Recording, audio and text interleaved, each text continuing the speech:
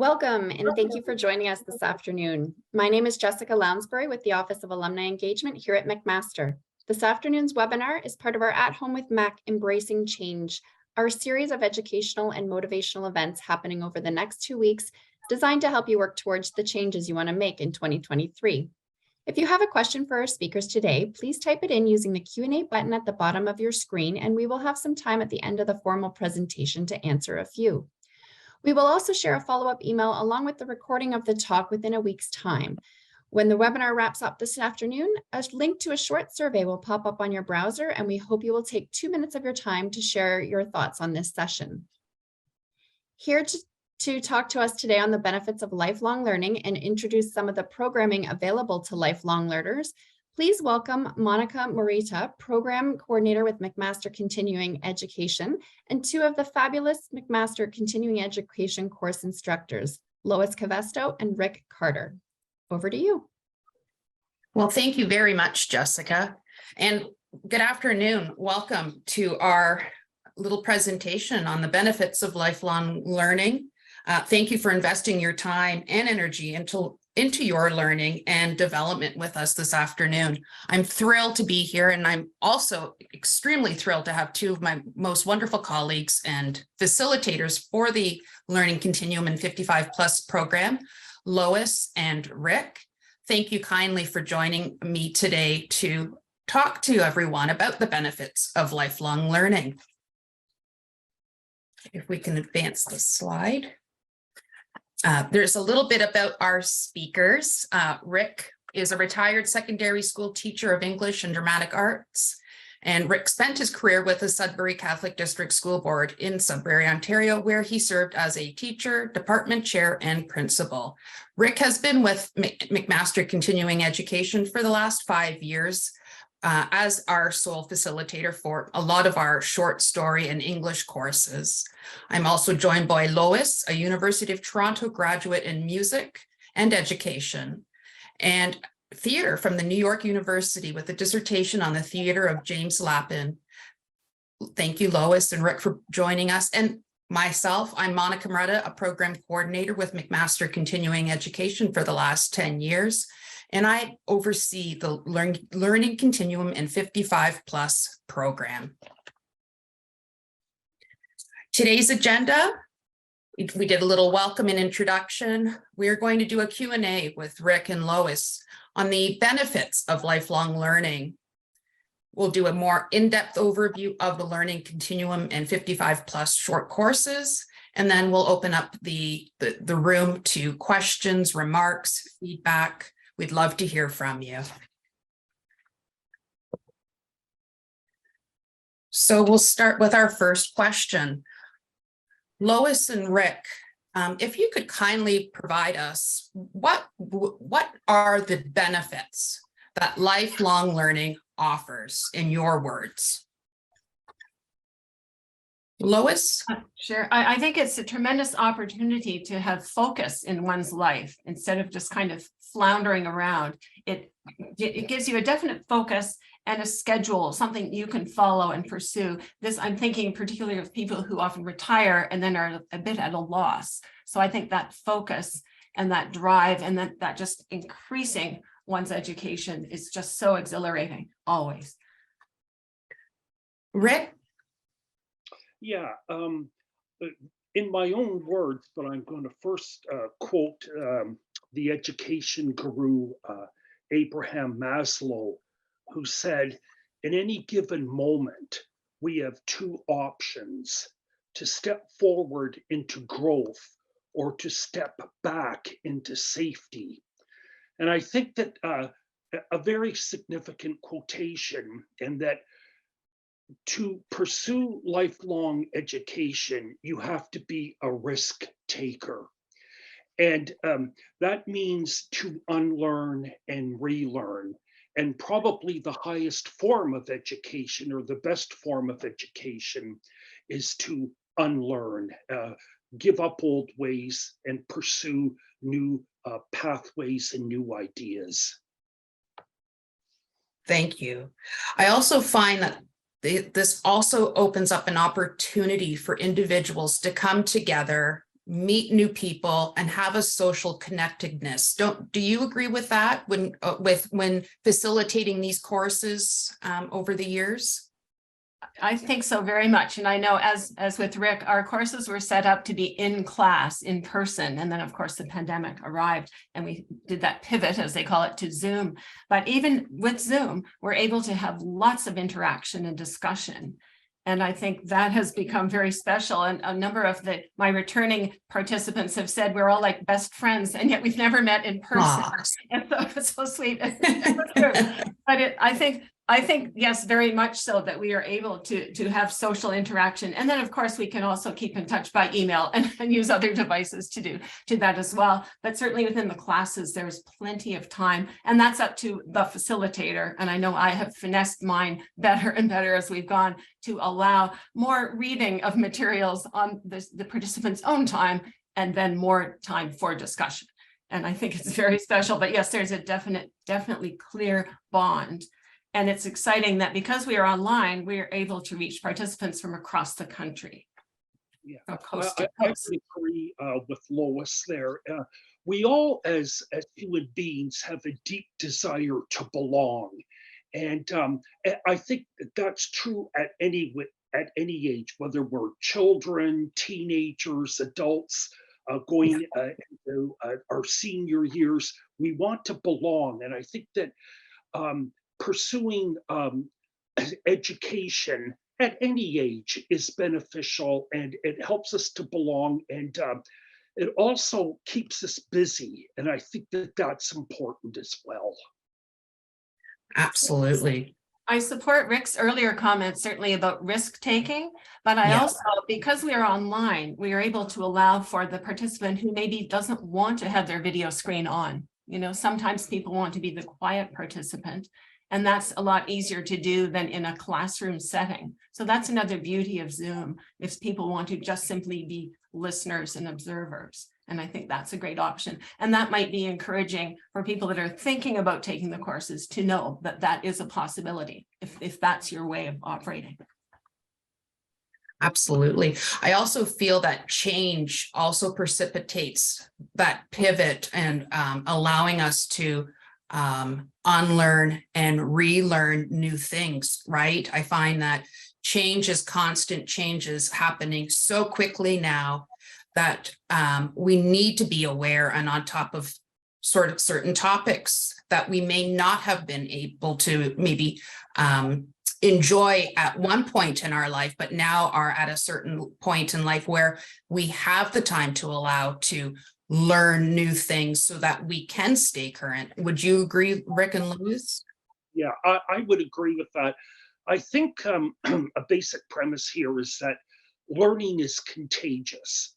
And I think that when you participate in a course, whether it be in a classroom or online, it's exciting. And you're breaking down old barriers, you're filtering new ideas, new concepts, new perceptions, and you're doing it with a like-minded community of learners within your classroom or within the webinar. So I think that that's very important to bring up too, that learning is contagious. Another aspect that's interesting I know with Rick and myself in our classes, we have people that range from newly interested in our particular fields to absolute aficionados of our particular fields. And that makes for a great learning atmosphere, because we're still all one and we're all in it together. But that wide range of participants' backgrounds is very exciting. Well, backgrounds and age too, because we've seen such a shift in the demographics of those that have been enrolling in all of our courses in the last couple of terms, which is brilliant because you're having younger folks learning with more mature adult learners, and that discussion is just so healthy and vibrant, and you're learning from one another within that setting. Yeah, and it's very true what you say, Monica. And again, we have to remember that education isn't something you can finish. Education happens throughout your life. when we were growing up, I won't say how long ago, but when we were, um, it was that idea that everyone had a dropout point, whether drop out at grade 12 and go into the workforce, or you drop out after grade 13, or you drop out after a BA or an MA. That was your dropout point, and you never went back to school again. Of course, now that's changed significantly. That idea of having a dropout point is not very relevant anymore, because there are so many opportunities to go back to school, to improve yourself, to go back to school as a senior, or maybe your employer may require you to go back to school to get a further degree or a further qualification. So Yes. lifelong learning has changed a great deal. Well, that really ladders into, kind of the sort of our next question, that people with a lifelong learning mindset, right?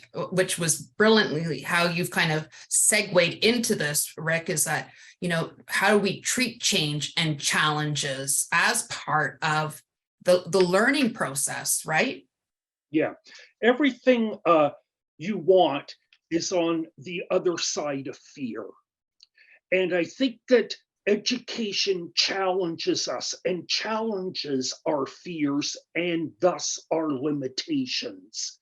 And so, again, we're being pushed either by ourselves or with our employers or with friends that we have to keep up. And if we don't keep up, we're left behind. And those people that are keeping up move away from us. So it's important to keep up, to face our fears, to face our limitations, and to explore education and break down what holds us back. And also, Brilliant. absolutely, I agree with Rick, but also if you could we could think of self-motivation as well. The idea of keeping up is very important. That's like peer groups, as it were, keeping you motivated. But then self-motivation is so easy nowadays because there are so many lifelong learning opportunities for all of us. And I think that's very special as well. So it's kind of in our laps, and especially because it is as a webinar online. You don't even have the long commute to get to where you have to go to study. It's there for you, and at the touch of the keyboard. And I think that is another special part of the learning continuum and 55 plus, because they're in your lap. And so even with a smidge of self-motivation, that should be enough to get you involved. Yeah, and I think, just piggybacking on what Lois said, we have to remember that education makes us stronger people. And I think that that's really important this day and age, that we have to be strong throughout our whole life. Life is tough to begin with, and certainly you have to face it head on. And education helps you to face the challenges with more enthusiasm and maturity.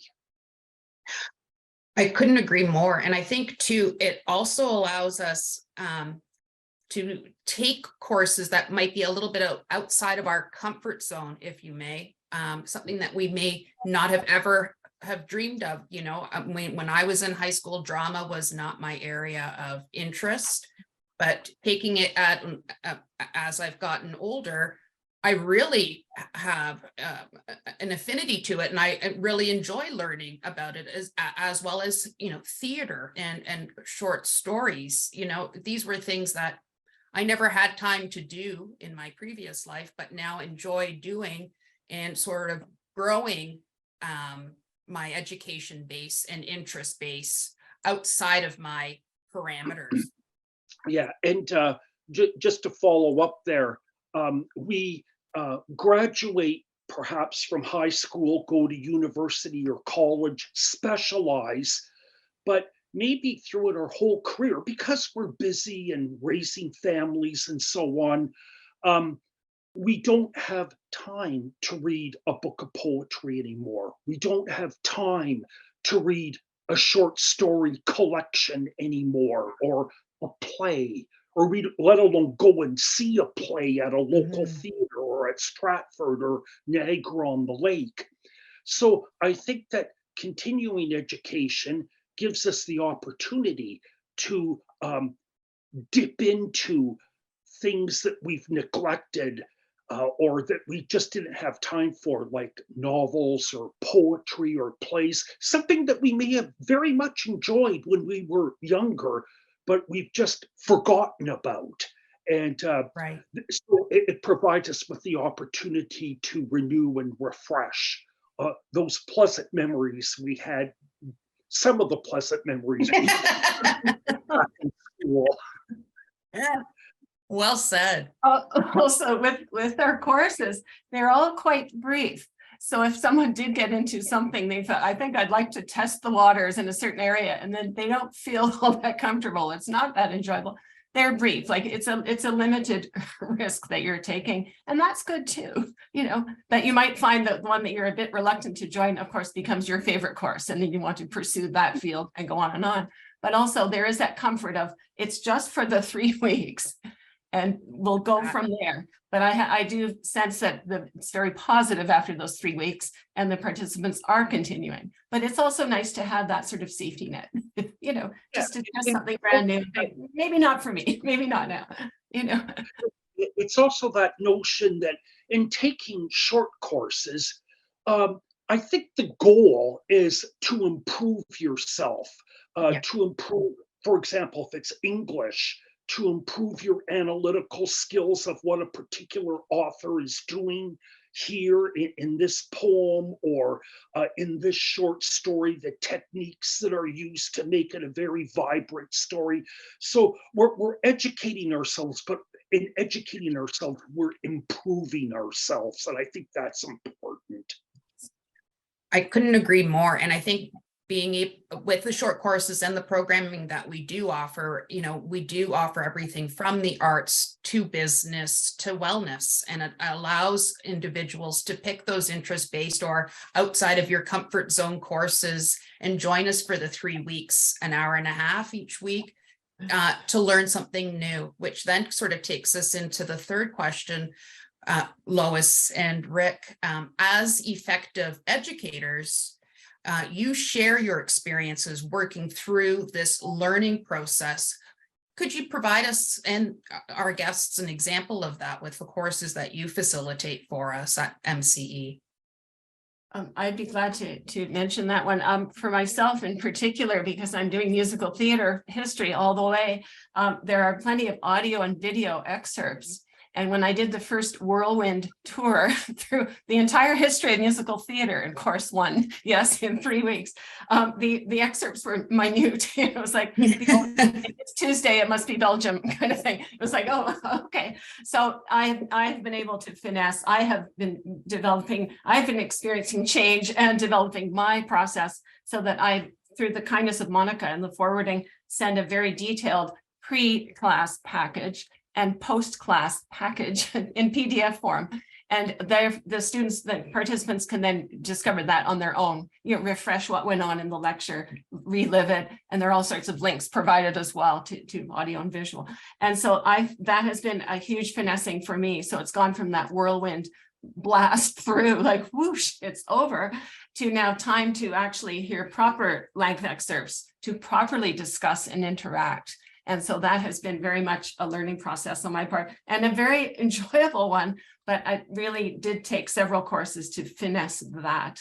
Also, through the graciousness of McMaster Continuing Ed, I've done 1 2-part course now. I'm currently on my 3-part course, and I have a proposal for another 3-part that Monica will hear about at a later time. And I think that has been very much appreciated. Thank you to McMaster Continuing Ed for that. Thanks. Yeah, it's exciting in the classroom. And I think the key is that those 10, 20, 30 students. They're the most important people in that classroom. It's not you, it's not the administration. Your focus has to be on those adult learners in this case. And I think that's really important. And then when you recognize that they're the most important, you as a teacher, as an instructor, learn as much from them as I would hope they learn from me. It's a private intercourse between teacher and student. And when you get into this framework of a shared experience between teacher and student, you realize that education can seriously damage your ignorance for you and for the students. And I think that that's really important. And I'm just going to give you a little example, not from an English class, but probably from a math class that we've all been in elementary school or high school. And maybe we didn't want to be in that class, but the teacher is up there trying to explain a mathematical concept and explaining and trying another tactic to have the class or you master that concept. And all of a sudden, the light bulb goes on. And it's the kid got it. Like I can tell the kid finally understands this concept. And again, the teacher's excited and the student's excited. I finally got it, sir, or I finally got it, ma'am. And that's exciting. That's when real learning is occurring. Beautifully said, and a really great way to end sort of and summarize what the programming and our educators do at McMaster Continuing Education with the Learning Continuum and 55+ program. Thank you, Rick. Lois, did you have anything else to add? This is something we specifically haven't said, and it's more of a practical point, but a valid one. These courses are all non-credit, non-evaluated, non-competitive, and I think that should build confidence in those that are thinking about participating. I think Rick was talking about the risk of further education, certainly, but this is in a comfortable zone where you're not put on the spot. And you're not laboring over, essay writing and so on. So that should be a great perk, I think, for those that are thinking about becoming participants as well. Absolutely. Well said, Lois. Thank you so much for sharing that with us. So I will just dive in quickly. I'm just mindful for time. We've got 5 minutes, so I'll just kind of quickly run through this. It's an interest-based program. We offer courses within the health and well-being, business and technology, arts and sciences. There are 3 consecutive weeks, an hour and a half each week with one of our fabulous instructors. And you get to learn in a very non-threatening, safe environment, learning from others, and really just learning something new. And just a little bit from some testimonials from some past students, one from Roger Troll, who was the former vice president of McMaster University Advancement. He took one of Rick's courses, the writing nonfiction, and he just absolutely loved it. And it was exactly what he needed to get started on one of his little projects post-retirement. And I won't go through all of them, but there's just some wonderful testimonials from our students on several different courses that we offer through the Learning Continuum program.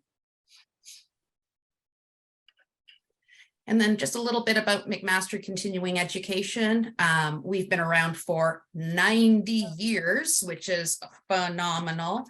And we offer everything from certificate and diploma, professional development, corporate and custom training. We also design and deliver a wide range of programs based just-in-time training, solutions, and upskill for career changes or a new future.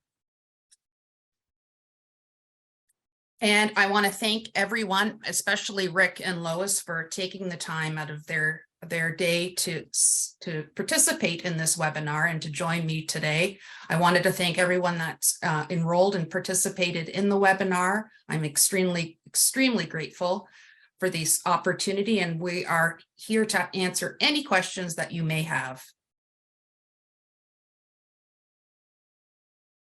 That was wonderful. Thank you so much to all of you for your overview of your programming there and what you have offered. I should just also note that we will be sending a recording of this talk to all registered guests, and we will also in that email be sharing some links to the continuing education websites and the Learning 55+ courses. So not to worry, that will be on its way to you. So just a reminder, if you have any questions for any of our speakers this afternoon, you can just type it in using the Q&A button at the bottom of your screen. One question that came up prior to the webinar starting was, you mentioned you have courses in business and health and wellness, et cetera. Are there any, how often do those courses change, and are the topics changing? This particular person was asking about language courses. Oh, wonderful question, and thank you for sharing that. We do change our courses every term, so we run our courses in the fall, winter, and spring, and the schedule changes each time. So I never run one course multiple times in an academic year. That is changed up every single term, and I try to balance it as much as I can to have language, so the arts, the English, business courses, as well as wellness courses, so that there is a lot of variety in what we offer. That's great. And just on that, how do you find the instructors for your courses? Obviously, we've heard from two of your fabulous instructors today, but if you could just touch on how you find your instructors for your courses, or if someone has an idea for a course that may be interesting to people, is there a way they could reach out to you? Absolutely, and thank you. That it was a little reminder for me, because I am always looking for proposals or interest in courses of any topic. So if there's anyone there that is interested in possibly facilitating a course, you maybe have never had the opportunity to do so, and this would maybe like to dip your feet, I would love to hear from you. You can always contact me at learn, LEARN 55 at McMaster. That's the program account. And I would be happy to hear from you and have a further discussion about related topics, proposals, or if you're interested in facilitating for us, would love to hear from you. That's wonderful. I'll make sure I share that email as well. Thank you. No problem. Someone had a comment, or so than a question, but someone was mentioning an additional benefit to Zoom is the quality of spoken voice online as opposed to in a classroom with typically poor acoustics. It's most helpful for people like me who are hard of hearing and face echo acoustics in classrooms. So it's people find it beneficial to do with the online learning as well. Question that just came in. Do you have a criteria for the topic of the courses? For example, relevance? No, I think, I'm very open to ideas and topics that are either, relatable to today or something from the past that might be of interest, and it's something that that individuals would be interested in learning about. I mean, it's talking about the looking at the topic and then looking at the outcomes and seeing if that's relevant, but it's open. I'm always open for ideas, and there's always a way of collaborating and making it work. That's great. Thank you. Someone is asking, what do you think is the most important first step to choosing the course you take? Rick, Lois, any thoughts? I would say a personal interest would be the first criteria. If you have a passion for drama or musical theater like Lois teaches, or you want to dip into English again, into short stories or poetry or nonfiction, You can explore those courses or any of the other courses that are offered. And I know there are many, but I would just go initially with personal interest, personal preference. I think I agree with Rick. That would be a good start. But then also some of the more practical courses, someone might be, having trouble, as Monica said, with their bookkeeping. We've said, maybe that might be a course of need. My personal interest is in the writing, but I think I better take that one. That's another way. But I think Rick's way is best because then you're most comfortable. Like you're keenly interested in something, you can really flourish and maybe go for the practical, necessary leader. Oh, that's great. Thank you. Someone's asking if the course fees are tax deductible. Monica, do you know that? No, because they're professional development courses and all courses are $75 plus tax, but they are not tax deductible because they fall under professional development. So that $75 is for that 3 weeks of course.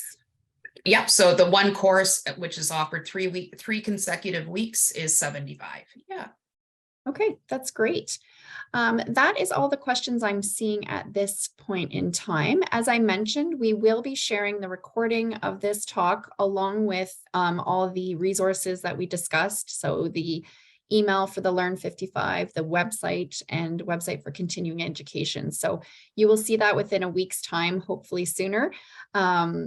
We also have, this was, as mentioned at the start, this was part of our At Home at Mac series. And our next webinar as part of that series takes place tomorrow at noon and is on the topic of the power of mindful learning in a busy world. So if you're interested in listening to that talk at noon tomorrow, you can visit alumni.mcmaster.ca/events to learn more and to register for that event, as well as see all the other At Home with Mac events taking place over the next 2 weeks. A final reminder to watch for the quick pop-up survey that'll immediately follow this webinar. And I would like to thank all of you on our call today, our speakers, as well as our guests for joining us. Before we sign off, I have one more question. What science courses are offered under arts and science, if you could review that quickly? So we do have a science of sort of a cannabis course. It's not being offered this winter term, but if you go to our website at shortcourses.ca on the MCE website, you'll be able to see our current winter schedule. I'm currently working on the spring schedule, which will be up in the next month and a half. And hopefully we'll have some science courses for the spring there that may be of interest. But please always connect with me at learn55@mcmaster.ca if you have any proposals. That's wonderful. Thank you so much. And thank you, Rick, Lois, and Monica for joining us today. And hopefully some of our viewers are inspired to take some of the courses. And thank you to all of our viewers for joining us this afternoon. We hope you have a wonderful day and keep your eye on your inbox for that follow-up email from us. Thank you.